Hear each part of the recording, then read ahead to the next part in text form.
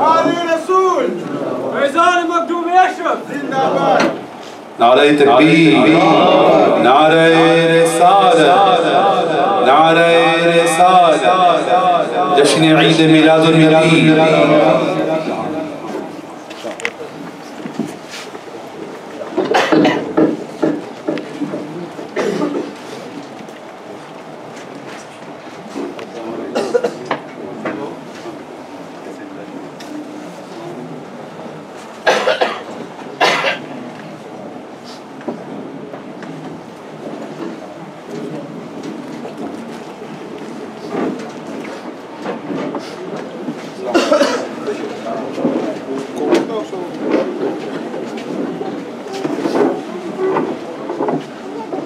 Alhamdulillah, we are blessed today with the presence of Hazrat Allama Sayyid Muhammad Al-Ashrafi wal-Jilani. This is the very first time Hazrat is coming to this city. I guess this is the first time Hazrat is visiting United Kingdom. And Hazrat is very well known in Mauritius because Hazrat had done great services for the Islam, for the Ahlul Sunnah wal Jama'ah in the Mauritius and also in India. Hazrat belongs to the family of Ahlul Bayt, the family, the blessed family of Rasulullah sallallahu alayhi wa sallam, and he is one of the descendants of Hazrat Sayyidina Makhdoom Sharaf Jahangir Samnani Kachojvi Rahmatullahi alayhi. Mind you know, a lot of Sadat Ikram, they come from Kitota Sharif. But one of the descendants of Hazrat Sayyidina Makhdoom Sharaf Jahangir Samnani Rahmatullahi alayhi, he migrated from Kichaucha to Rai Bareilly, Jais, which is another part in northern India, in UP, in Jais, Rai Bareilly. And Hazrat is connected to very well known Khanqah of the Jais. I met Hazrat the very first time back in 1993, whilst I was sitting there, and I used to visit our Shaykh Tariqat, Hazrat Allama Sayyid Muhammad Naeem Ashraf Rahmatullahi alayhi. At the Urs of Hazrat Makhdoom Ashraf Jahangir Samnani Rahmatullahi alayhi, taking place in Kitaucha. At the same time, they do Urs in Jais Sharif as well. So many times I have done the ziyarah of Blessed Sheikh there. Alhamdulillah, now I'm meeting him again, and we all are blessed, Alhamdulillah, with his presence over here. So, Hazrat has done a great khidmat in Mauritius, and I have seen some of his videos. He speaks very fluent local Creole language as well. So there are many other brothers are from Mauritius sitting today, came from London, and Hazrat inshallah going to bless us with his speech, and he is going to be talking inshallah in Urdu at the same time, in Creole as well, to make you everybody comfortable. Without any delay, inshallah, we'll welcome Hazrat with the Na'ra Takbir, Na'ra Risalat, Na'ra Risalat, Jashn Eid Miladul Nabi.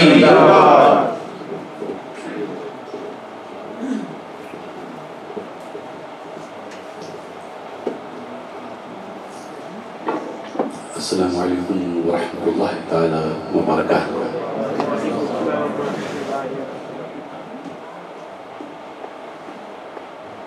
نحمده ونصلي على رسوله الكريم أما بعد قال الله عز وجل في القرآن الكريم أعوذ بالله من الشيطان الرجيم بسم الله الرحمن الرحيم واعبد ربك حتى يأتيك اليقين صدق الله مولانا العظيم.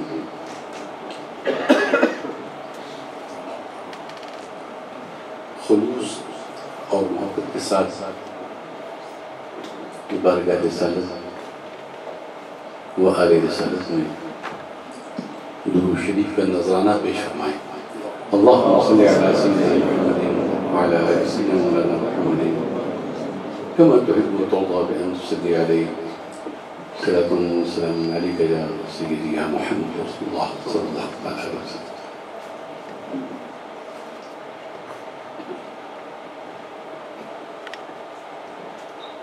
اللہ رب العزت جل وعلا کا شکر احسان ہے کہ اس نے تمام بھائیوں کو بہنوں کو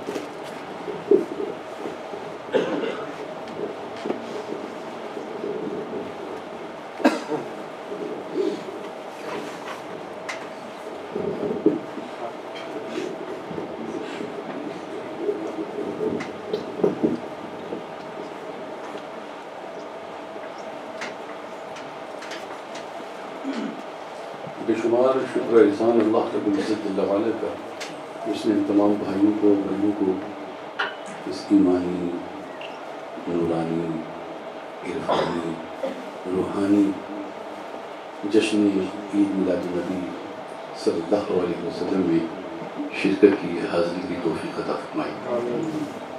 مولا تعالیٰ ہماری شرکت کو قبول فرمائے اور جو کچھ بیان ہوا اور ہو اس پہ ہم سب کو عمل کی توفیق عطا فرمائے.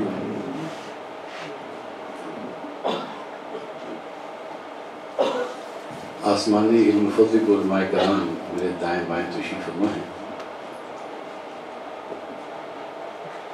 غائبانہ تعارف حضرت مولانا صاحب سے بھی حاصل ہے اور ماشاءاللہ سے آپ کے ساتھ تشریف فرما. مولا تعالیٰ جو تعلق ہے جو روحانی رشتہ ہے مولا تعالیٰ سے دائم اور قائم رکھے.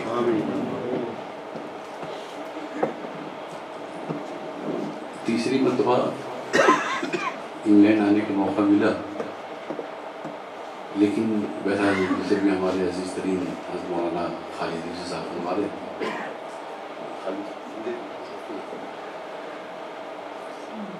کہ پہلی مرتبہ مجھے شرف مل رہا ہے کہ جشن عید میلاد النبی صلی اللہ علیہ وسلم کے مختلف پروگرام ہیں اور اس میں حاضری کی سعادت حاصل ہو رہی ہے اور بڑی خوشی آنکھوں کو ٹھنڈک اور دلوں کو جلا اور راحت اطمینان قلبی حاصل ہوئی جب میں نے دیکھا کہ ماشاءاللہ سے انگلینڈ میں گھر گھر میں پیارے نبی صلی اللہ تعالیٰ علیہ وسلم کا ذکر خیر منایا جا رہا ہے.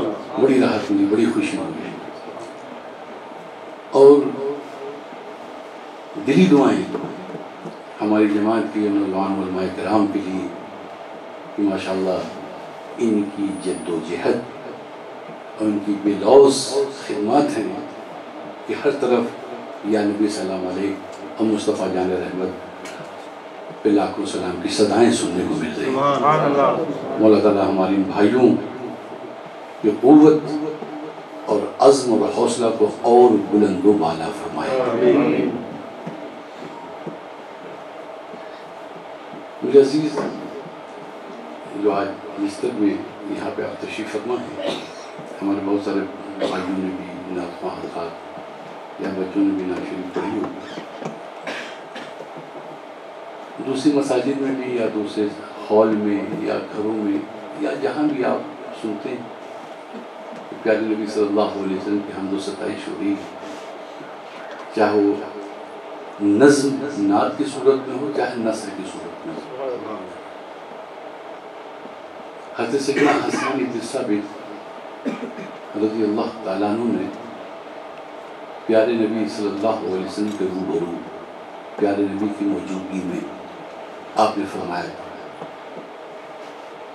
ما ان مدحت محمدا بمقالتی ما ان مدحت محمدا بمقالتی لیکن مدحت مقالتی بمحمد. میں اپنے کلام کے ذریعے نبی رحمت کو عزت نہیں بخش رہا ہوں. سہل الفاظ میں نعت کے ذریعے نبی کو عزت نہیں دے رہا ہوں، بلکہ نبی رحمت کی برکت سے مجھ کو عزت حاصل ہو رہی ہے۔ جو آپ جشن منعقد کیے ہوئے ہیں پیارے نبی کی محبت میں اپنے سینے کو مدینہ بنا کر یہاں تشریف فرما ہیں، میرے بھائیو، یہ گنبد خضرا میں آرام فرمانے والے کا کوئی بھلا نہیں کر رہے ہیں، بلکہ یہ ہم اپنا بھلا کر رہے ہیں۔ ان کے ذکر پاک سے اللہ ہماری زندگی میں، دنیاوی زندگی میں، دینی زندگی میں اور اخروی زندگی میں ہر جگہ روشنی اور اجالا عطا فرمائے گا۔ مختصراً کچھ باتیں عرض کرنا چاہوں گا۔ میرے بھائیو، جو قرآن شریف پیارے نبی صلی اللہ علیہ وسلم پر نازل ہوا، صحابہ کرام نے اطاعت کی، پیروی کی، جو بھی آپ نے ارشاد فرمایا، جو آپ نے حکم دیا، صحابہ نے تعمیل کی۔ آپ کے بعد بھی وہ حضرات، آپ کے بعد کے جو حضرات تھے، چاہے وہ تابعین ہو، تبع تابعین ہو، وہ سلسلہ چلتا رہا۔ قرآن اور پیارے نبی صلی اللہ علیہ وسلم کے ارشادات میں نہ کوئی فرق تھا، نہ فرق ہے، نہ فرق رہے گا۔ لیکن جو فرق ہوا وہ عمل کرنے والوں میں فرق ہوا، جو فرق ہوا وہ عمل کرنے والوں میں۔ رب نے پہلے دن ہی کہہ دیا تھا وَاعْبُدُوا رَبَّكُمْ، اپنے رب کی عبادت کرو۔ کس ارادے سے، کس نیت سے، کس طرح عبادت کرو؟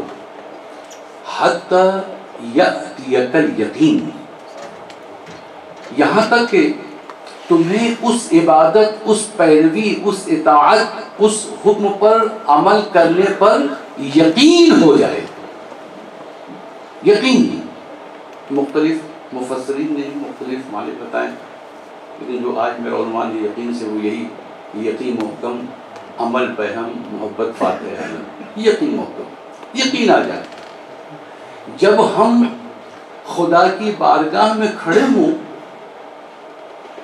خدا کی بارگاہ میں رکوع کریں، جھکیں، خدا کی بارگاہ میں ہم سجدہ کریں، خدا کی بارگاہ میں جب ہم اپنے دست دعا پھیلائیں، کس یقین کے ساتھ، کس اعتماد، کس بھروسے کے تحت، کس خیال اور کس نیت کے تحت ہم اپنے رب کے آگے کھڑے ہیں، ہم اپنے رب کے آگے سر جھکائے ہوئے ہیں، ہم اپنے رب کے آگے سجدہ کیے ہوئے ہیں، ہم اپنے رب کے آگے ہاتھ پھیلائے ہوئے ہیں، کس یقین، کس اعتماد اور کس بھروسے کے تحت؟ میرے عزیز، صحابہ نے بھی عمل کیا اور آج بھی یہی عمل، ہم بھی یہی عمل کر رہے ہیں۔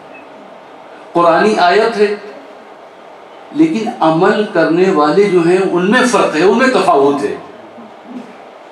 ان حضرات نے جب عمل کیا تو اس عمل کے اثرات لوگوں نے دیکھا کہ جب ہم خدا کے بارگاہ میں کھڑے ہوں گے ہاتھ باندھ کر، تو اس کا صلہ، اس کا بدلہ یہ ملے گا کہ پوری دنیا ہمارے آگے ہاتھ باندھ کر کھڑے ہوگی۔ جب ہم خدا کے آگے ہاتھ باندھ کر کھڑے ہوں گے تو پوری دنیا ہمارے آگے ہاتھ باندھ کر کھڑے ہوگی۔ جب ہم خدا کے آگے سر جھکائیں گے تو پوری دنیا ہمارے آگے سر جھکائے گی۔ جب ہم خدا کی بارگاہ میں سجدہ ریز ہوں گے، تو جب ہم سماج میں، دنیا میں چلیں گے تو اللہ تعالی ہمارے سروں کو بلند رکھے گا۔ جب ہم خدا کے آگے ہاتھ پھیلائیں گے تو اللہ ان ہاتھوں کو گارنٹی دے دے گا کہ جو ہاتھ میرے آگے پھیل چکے ہیں، اب یہ ہاتھ کبھی کسی غیروں کے آگے نہ پھیلے۔ یہ یقین، اس اعتماد، اس بھروسے کے تحت رب نے فرمایا کہ عبادت کرو۔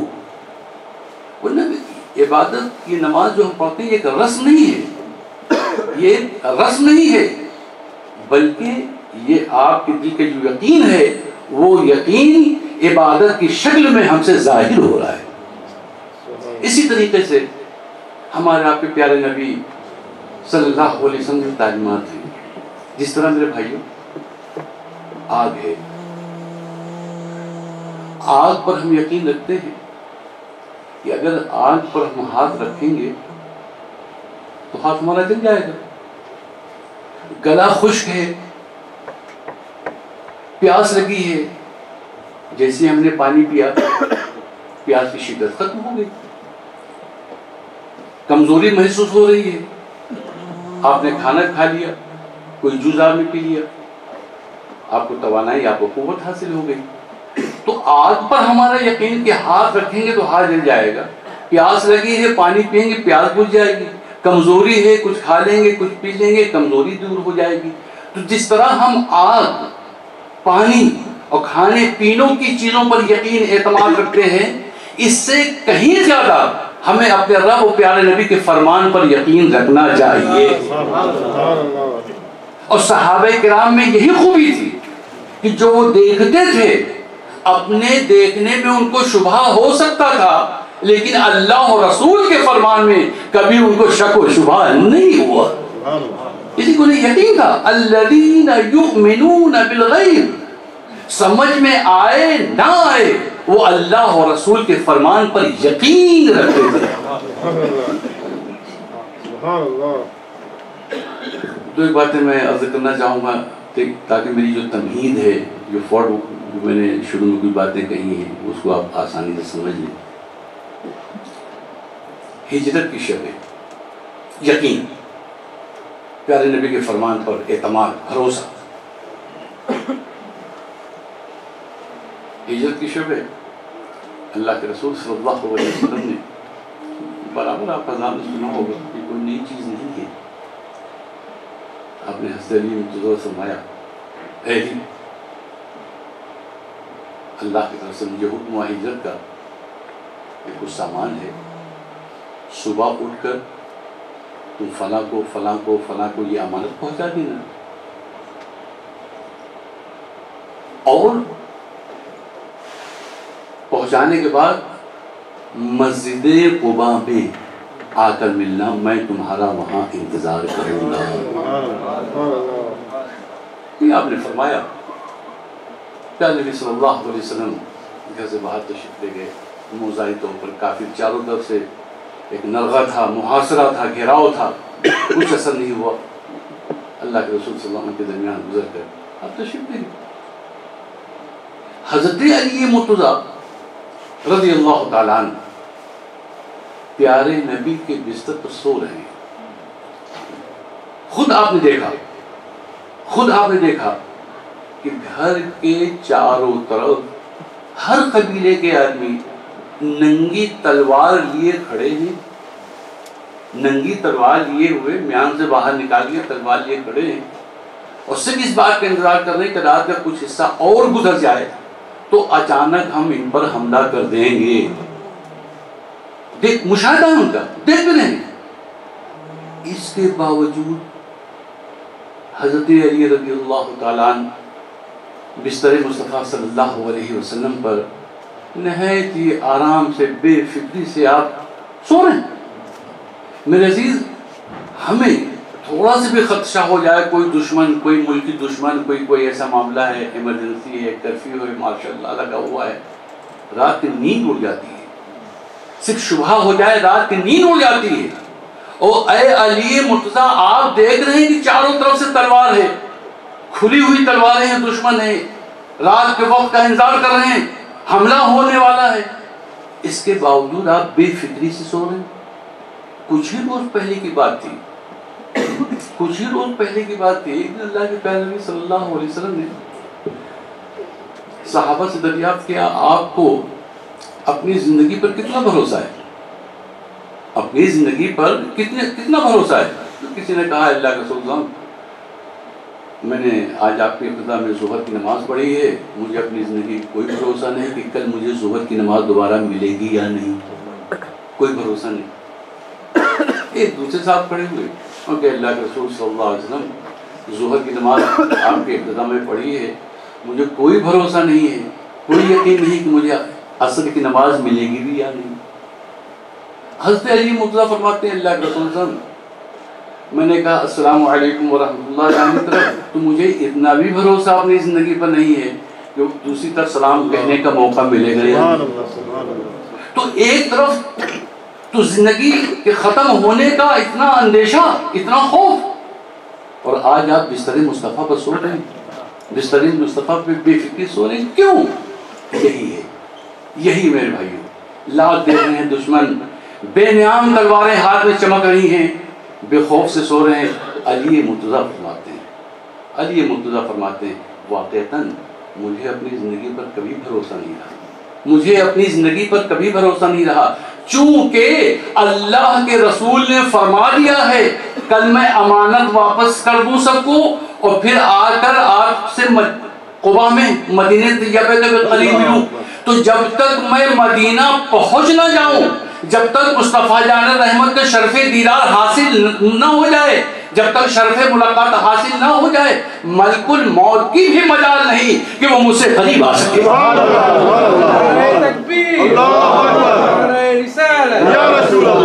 یہی یقین، اسی کو رب نے فرمایا کہ اے میرے بندو، میری اور میرے نبی کی جب تم حکم کی پیروی کرو تو یقین کے ساتھ کرو، شک اور شبہے کے ساتھ نہیں.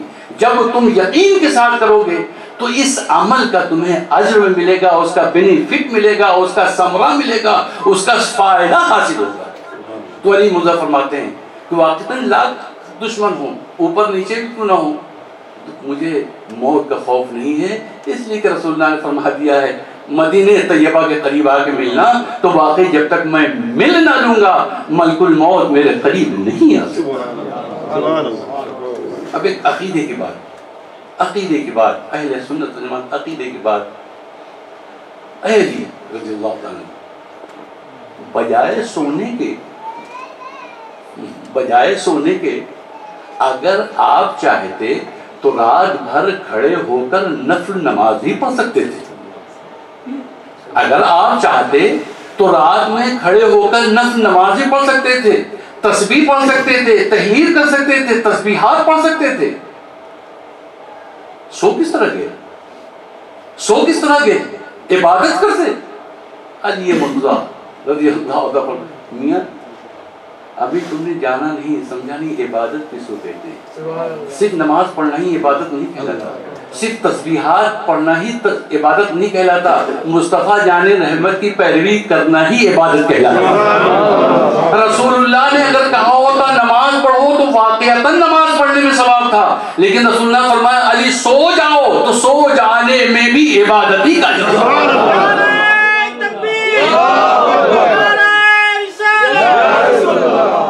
جب تک ہمارے دل میں یہ یقین نہیں پیدا ہوگا، یہی یقین ہے وَاعْبُدُوا رَبَّكَ حَتَّى يَأْتِيَكَ الْيَقِينُ. اے میرے بندو عبادت کرو، میرے حکم کی پابندی کرو، میرے نبی کی پیروی کرو، لیکن ایک یقین کے ساتھ، اعتماد کے ساتھ، وشواس اور کانفیڈنس اور بھروسے کے ساتھ. جنگ خندق کا موقع تھا، جنگ خندق کا موقع تھا. حضرت ابو بکر اللہ کے رسول صلی اللہ علیہ وسلم 2 روز سے کچھ کھانے کو میسر نہیں. حضرت عمر ابن خطاب آئے، انہوں نے بھی اپنے بھوکے رہنے کی شکایت کی. فائنلی اللہ کے رسول نے فرمایا کہ تم نے 1 روز سے نہیں کھا، میں تو 2 روز سے نہیں کھا رہا ہوں. موقع ہی نہیں ملا، دشمنوں نے موقع ہی نہیں دیا کھانے کا. پھر گھر میں کچھ تھا بھی، خندق جنگ خندق کچھ تھا بھی نہیں، کھائیں تو کیا. حضرت جابر نے جب یہ حالت دیکھی، بخاری شریف میں بخاری نے نقل کیا، آدھی سائے سکتا نے بھی، حضرت جابر نے جب یہ کیفیت دیکھی کہ اللہ کے رسول صلی اللہ علیہ وسلم بے کھائے پیے ہیں، آپ کے جو اجلہ صحابہ ہیں حضرت ابو بکر رضی اللہ عنہ بے کھائے پیے، ان سے برداشت نہیں ہوا. لپک کے یہ گھر پہنچے، گھر گئے اور اپنی اہلیہ سے پوچھنے لگے، بیوی اللہ کے رسول اور آپ کے جو بہت قریبی صحابی ہیں وہ کئی روز سے بے کھائے پیے ہیں، بھوکے پیاسے ہیں، کیا کھانے کا کچھ انتظام کر سکتی ہو؟ انہوں نے کہا یہ تھوڑا سا جو ہے اور یہ چھوٹی سی بکری ہے، 2-4 آدمی کے کھانے کا انتظام ہو سکتا ہے. کہ ٹھیک ہے، آپ نے بکری ذبح کی، جو پیسو روٹی تیار کر لو، گوشت بنا دو، میں اللہ کے رسول صلی اللہ علیہ وسلم کو بلا کے لا رہا ہوں. بیوی نے کہا آئے جابر خیال رکھنا میری عزت کا خیال رکھنا. بس یہی 2 ہی 4 آدمی کا کھانا ہے, 2 ہی 4 آدمی کا کھانا ہے. یہ گئے سرگوشی میں بہت آہستہ سے اللہ کے پیارے نبی صلی اللہ علیہ وسلم کے کان میں کہتے ہیں, یا رسول اللہ صلی اللہ علیہ وسلم آپ ہیں. وہ اپنے ساتھ ابو بکر و عمر کو بھیج دیے. اہلیہ گھر میں کھانا تیار کر رہے ہیں, بڑی خوشی ہوگی, تشریف لے جنت تناول فرمائیے. آپ اور آپ کی 2 صحابی ابھی یہ آہستہ سے جھک کے کہہ رہے تو جیسے ہی کھڑے ہوئے اللہ کے پیارے نبی صلی اللہ علیہ وسلم نے اعلان فرما دیا, ندا فرما دیا, اے اہل خندق جتنے لوگ ہو سب کو جابر نے کھانے کی دعوت دی ہے.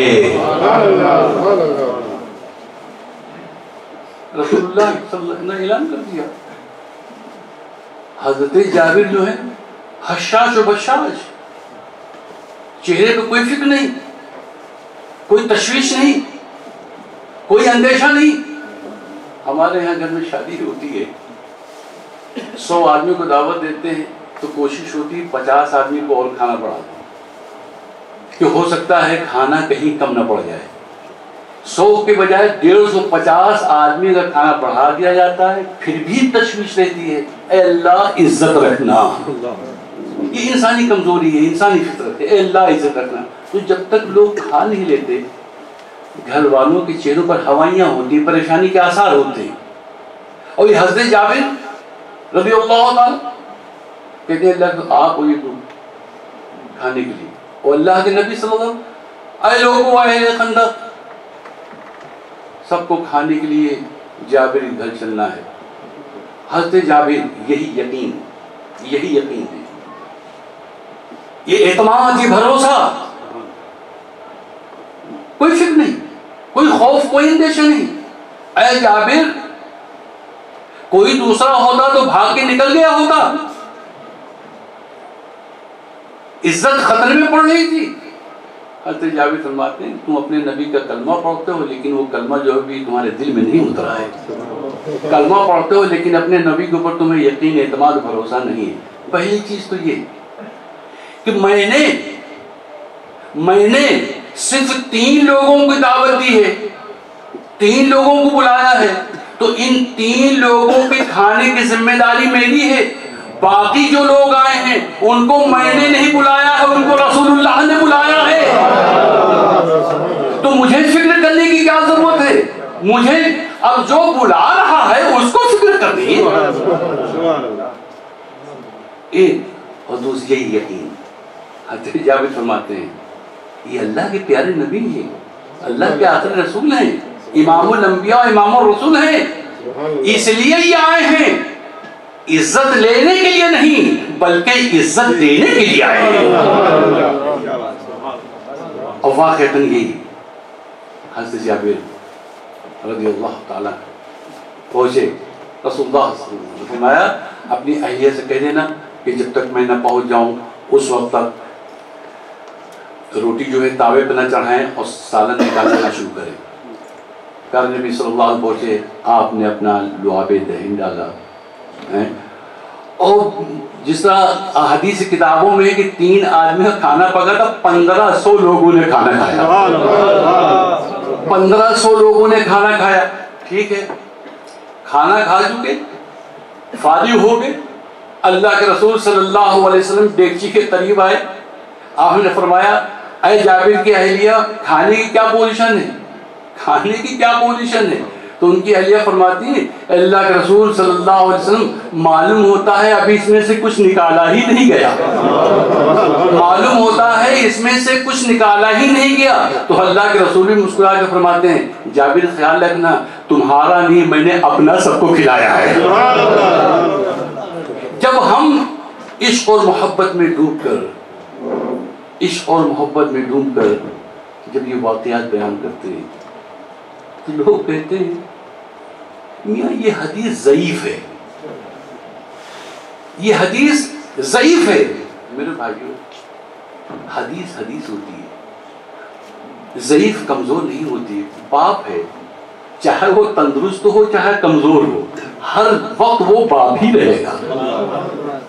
چاہے ماں نوجوان ہو، عمر رسیدہ ہو یا بوڑھی یا ضعیف ہو جائے، ماں کا درجہ ہمیشہ ماں کا درجہ ہی رہے گا.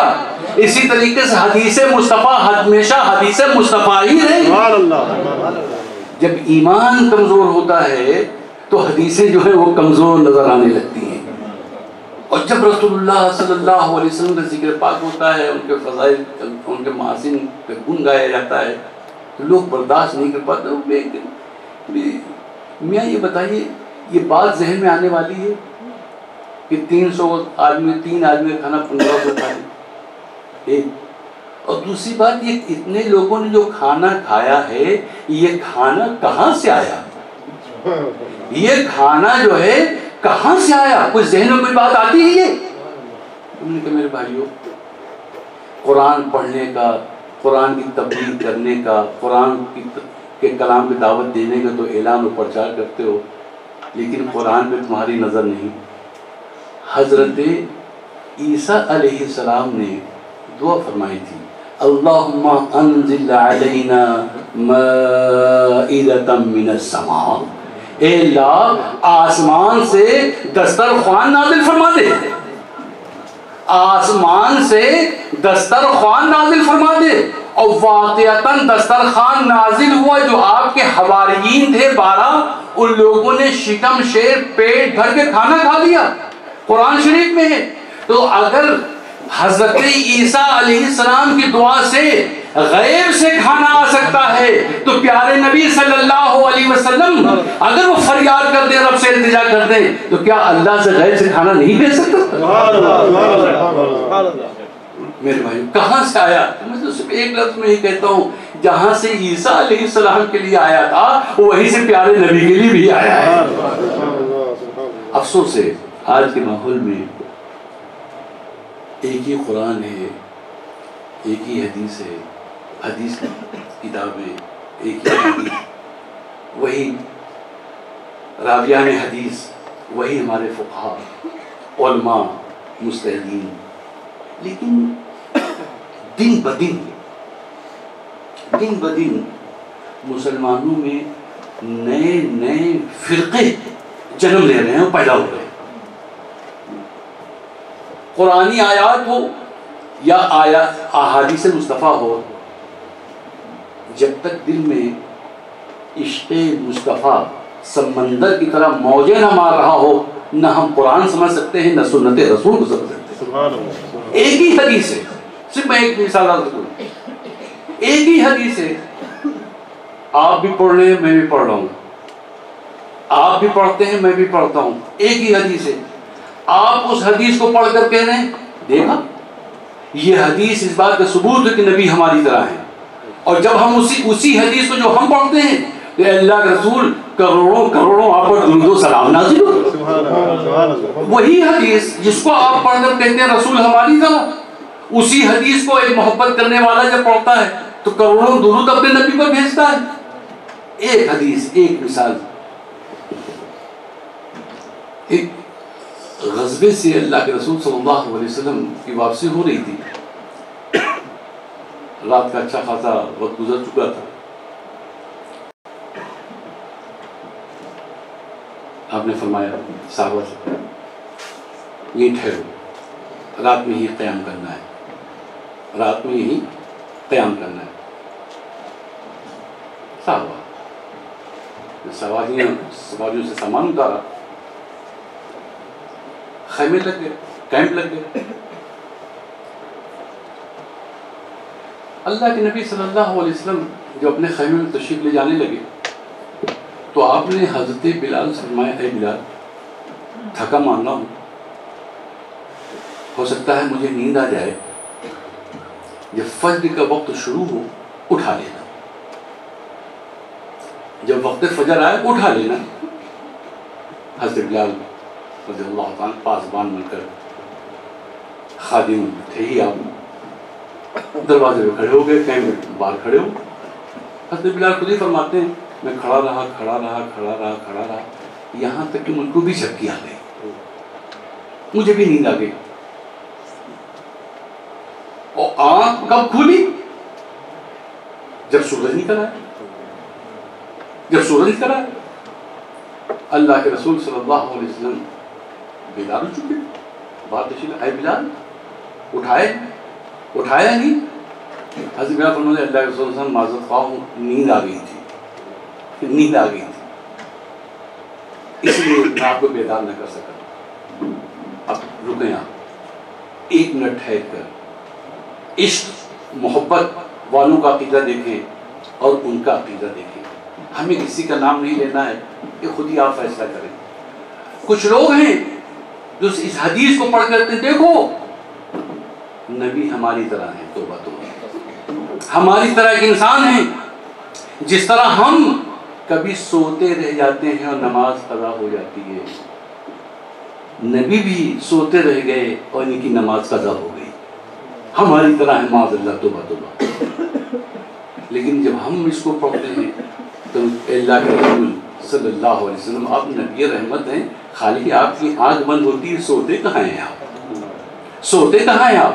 یہ تو اللہ کی طرف سے تھا، یہ تو اللہ کی طرف سے تھا کہ اے محبوب آپ اپنی آنکھیں بند رکھیے، آج آنکھیں بند رکھیے، سورج طلوع ہو جائے آمدن نماز قضا کر دیجئے تاکہ آپ کے امتیوں کو قضا کرنے کا طریقہ حاصل ہو جائے۔ نعرہ تکبیر، نعرہ رسالت، نماز قضا کرنے کی ایک نعمت و سعادت حاصل ہو جائے۔ بتائیں ہمارے بھائیو، اس واقعے سے پہلے کیا کسی کو قضا نماز کا مسئلہ معلوم تھا؟ نہیں۔ نمازیں اگر چھوٹ گئی تو ان کو پورا کس طرح کیا جائے کسی کو نہیں معلوم تھا۔ یہ مصطفیٰ جان رحمت صلی اللہ علیہ وسلم کہ عمدن لیتے رہنا یہ اللہ کی طرف سے انتظام و اہتمام تھا۔ اے محبوب صلی اللہ علیہ وسلم، میں آپ کی امت کو تحفہ دینا چاہ رہا ہوں کہ بھولے چکے انسان ہیں کہ خدا نہ خواہ اگر کسی وجہ سے وہ سوتے رہ گئے، انہیں کوئی مجبوری پیش آ گئی، انہیں کوئی ضرورت پیش آ گئی، تو وہ مایوس نہ ہو، سچے دل سے توبہ کر کے کہ اللہ مجھ سے جو کوتاہی ہے اسے معاف فرما اور اس کی جگہ پر میں نماز قضا ادا کر رہا ہوں۔ تو یہ میرے عزیز آج بہت افسوس کی بات ہے، وہی پیارے نبی صلی اللہ علیہ وسلم فرمودات، وہی پڑھنے والے بلال حبشی ہیں جو بدر اچھا ہے فلک پر نہ ہلال اچھا ہے، چشمے بینا ہو تو ان دونوں سے بلال اچھا ہے۔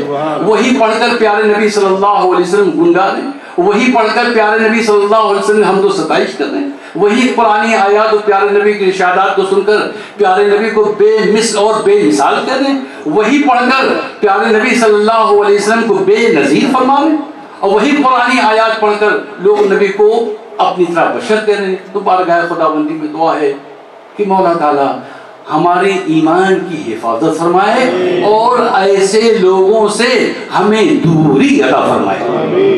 جیسا کہ خانقاہ ذکر ہو رہا تھا، کر رہے تھے ہمارے محترم علی صاحب، تو خانقاہ میں بات یاد آئی۔